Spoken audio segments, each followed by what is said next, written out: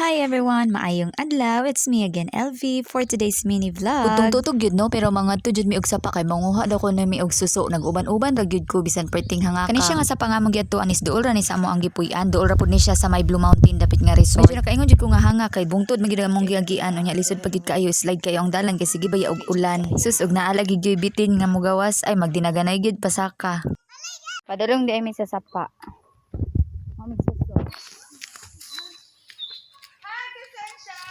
Pag-abot naman sa sapa kanya akong pagkumangko naghilag-hilag din sa iyang mama kay ang sabot dili maligo pero magpugos siya og ligo. Safe raman hinuon siya liguan kay mobawra jud kaayo ang sapa no. Medyo lubog gid ang sapa no makalibat siya pangitaan og suso kay pila na pud ka adlaw straight gid ang ulan dinhi. Sa daplin-daplin na gid ta mo tan-aw kay dira man sila motago kay aron dili sila maanod inig mokusog ang tubig. Pait sa gid kaayo nga medyo daghan-daghan gid may kay para dili kayo hadlok na mahadlok pud ang bitin kay saba man kayo. Pili gid sa kaso ang mga inahan ani kay nakaligo gid kay giingag dili maligo man gyud. Gid kalipay sa mga bata magligo-ligo. Sikita ani sightseeing na ta dring dapita kay gikapoy nagtuwad-tuwad pangita og suso.